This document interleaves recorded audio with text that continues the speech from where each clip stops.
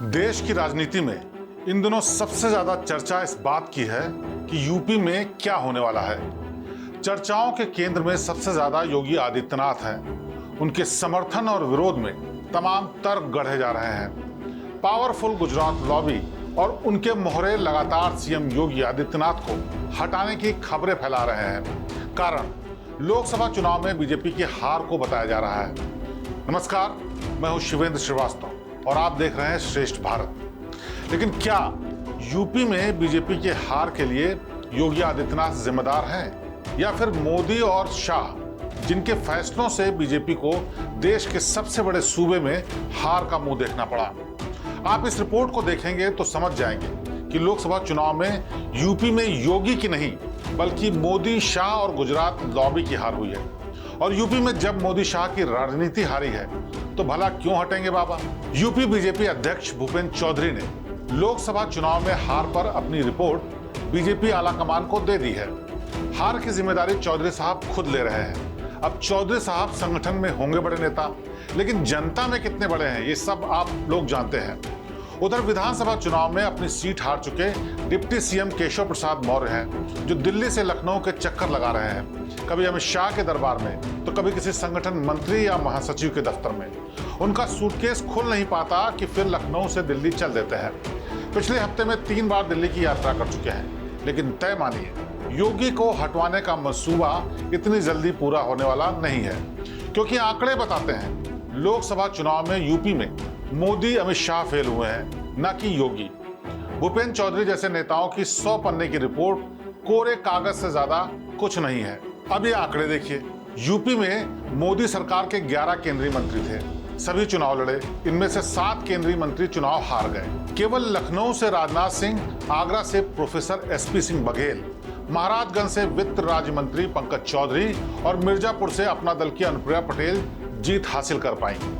केंद्रीय मंत्री रही स्मृति ईरानी अमेठी से अपनी सीट नहीं बचा सकी। चंदौली से भी डॉक्टर महेंद्र नाथ पांडे, जालौन से भानु प्रताप वर्मा, मुजफ्फरनगर से संजीव बालियान, लखीमपुर खीरी से अजय मिश्रा टेनी, मोहनलालगंज से कौशल किशोर और फतेहपुर से साध्वी निरंजन ज्योति हार गए।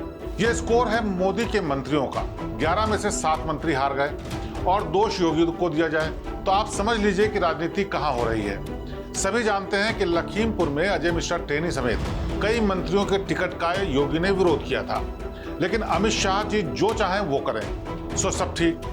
चलिए, ये तो मोदी के मंत्रियों की बात हुई। अब हम आपको लोकसभा चुनाव लड़े योगी के मंत्रियों के बारे में भी बता देते हैं। 2024 के लोकसभा चुनाव में योगी सरकार के 4 मंत्री चुनाव लड़े, जिनमें से 2 जीते और 2 हारे, यानी स्कोर 50-50 रहा। पीलीभीत से योगी सरकार के मंत्री जितिन प्रसाद और हाथरस से अनूप प्रधान वाल्मीकि ने जीत हासिल की, लेकिन राज्य के पर्यटन मंत्री जयवीर सिंह मैनपुरी में डिंपल यादव से हार गए और रायबरेली में दिनेश प्रताप सिंह को राहुल गांधी ने हरा दिया। योगी के मंत्रियों का स्कोर आपने देख लिया। अब यूपी के विधायकों का लोकसभा चुनावी स्कोर देख लीजिए। यूपी में बीजेपी के 12 विधायक चुनाव लड़े, जिनमें से 8 ने जीत हासिल की। अरे भाई, योगी अपने मंत्रियों को जिता ले गए, अपने विधायकों को विजय हासिल करवा दी। कहा तो ये भी गया कि वाराणसी में वोटिंग के आखिरी 2 दिन योगी वाराणसी में डटे रहे और पीएम मोदी की जीत सुनिश्चित कराने के लिए जी जान लगा दी।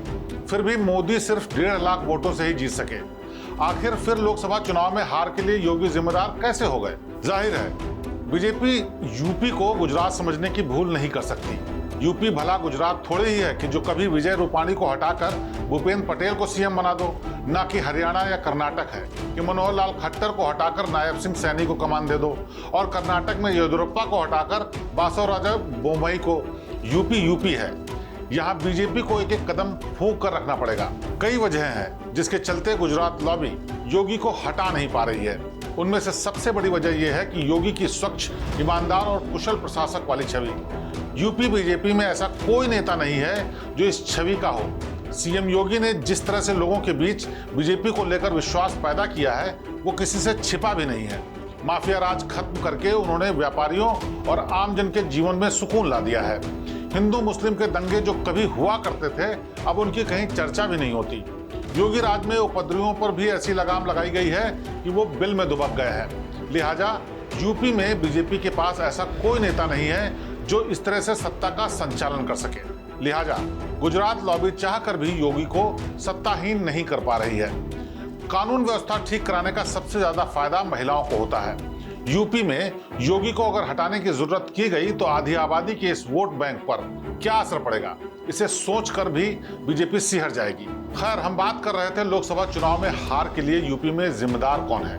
कुछ कारण तो हमने आपको ऊपर गिनाए, कुछ और देख लीजिए। यूपी ही नहीं, पूरे देश में चुनाव मोदी की गारंटी के नाम पर लड़ा गया।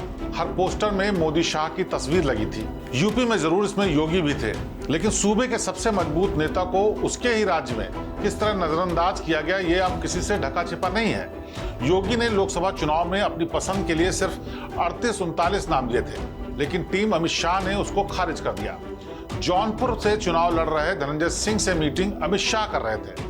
प्रतापगढ़ में राजा भैया और मेरठ मुजफ्फरनगर में ठाकुर नेता संगीत सोम को उनकी पार्टी के नेता भला बुरा कह रहे थे। तो किसकी शह पर? अब ये किसी से छिपा नहीं है। हद तो तब हो गई जब बात बिगाड़ रहे थे अमित शाह के करीबी नेता और नाराज नेताओं को समझाने बुझाने का जिम्मा दिया जा रहा था योगी आदित्यनाथ और राजनाथ सिंह जैसे नेताओं को। बात इतनी बिगड़ी कि बिगड़ती चली गई और चुनावी नतीजों में इसका असर दिखा। जो हुआ वो सबके सामने है। बात जब नाराजगी की हो रही है तो एक बात का जिक्र करना और जरूरी है। दिल्ली के सीएम अरविंद केजरीवाल अप्रैल में तिहाड़ जेल से छूटे। उन्होंने अपने पहले ही भाषण में गोगली फेंकी कि चुनाव में 2-3 महीने बाद योगी आदित्यनाथ को हटा दिया जाएगा। राजनीति में ऐसे दांव चले जाते हैं, लेकिन तुरंत उसकी काट भी की जाती है। केजरीवाल की बात आग की तरह फैली।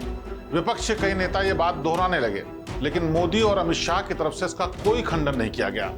हाँ, एक प्रेस कॉन्फ्रेंस जेपी नड्डा और राजनाथ सिंह ने जरूर की, जिसमें कहा गया कि ऐसा कुछ नहीं जैसा केजरीवाल और उनके साथी कह रहे हैं। मोदी जो 2022 के विधानसभा चुनाव और 2019 के लोकसभा चुनाव की हर रैली में योगी को यूपी के लिए उपयोगी बता रहे थे, उन्होंने इस मामले में जुबान बंद रखी। मोदी ने 72 इंटरव्यू दिए, लेकिन इनमें से किसी में भी इस बात के खंडन पर जोर नहीं दिया, ना रैलियों में ना इंटरव्यू में। इंटरव्यूज में तो सवाल करने वालों ने सवाल ही नहीं पूछा। राजनीतिक नैरेटिव बिल्डिंग का खेल होता है। इस समय जो नैरेटिव बनाया जा रहा है उसमें किसी तरह योगी को हार का जिम्मेदार बताते हुए बलि का बकरा बनाने की कोशिश हो रही है। लेकिन योगी भी इतने कच्चे खिलाड़ी नहीं है। अगर यूपी में डबल इंजन की हार है तो जिम्मेदारी दोनों इंजनों की होगी, एक की नहीं। योगी ने 2024 के चुनाव में 150 से ज्यादा रैलियां की, दर्जनों रोड शो किए।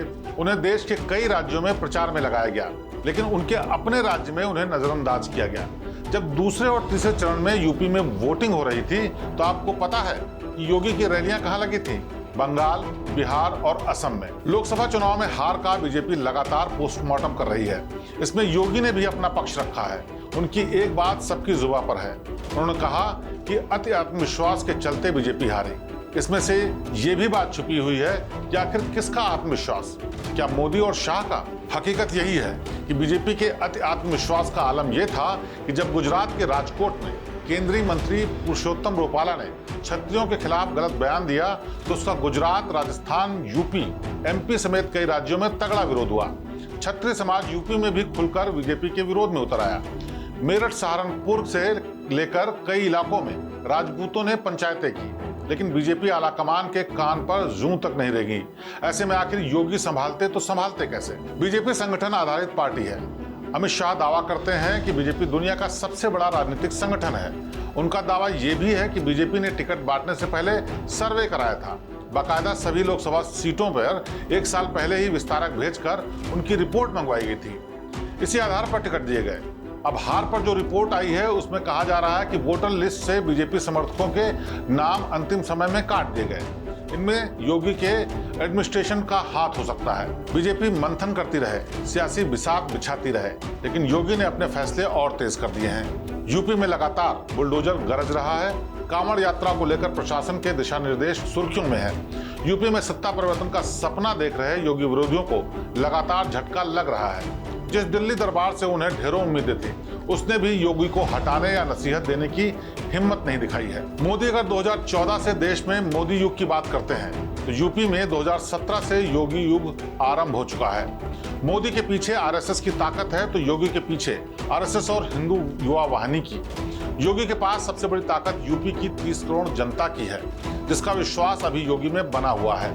योगी को हटाने की 2 कोशिशें पहले भी हो चुकी हैं, लेकिन दोनों बार उनके विरोधी मुंह के बल गिरे हैं। इस बार अगर लोकसभा चुनाव में हार के पीछे उनकी पूरी गलती नहीं है तो फिर उन्हें किस मुंह से हटा पाएगी गुजरात लॉबी? कई सवालों के जवाब समय तय करता है। आपको हमारी ये रिपोर्ट कैसी लगी, हमें लाइक्स और कमेंट्स के जरिए जरूर बताइएगा। बाकी खबरों के लिए आप देखते रहिए श्रेष्ठ भारत। नमस्कार। श्रेष्ठ भारत पर खबरों से जुड़े रहने के लिए चैनल को सब्सक्राइब और लाइक करें, बेल आइकन दबाएं और देखते रहें श्रेष्ठ भारत।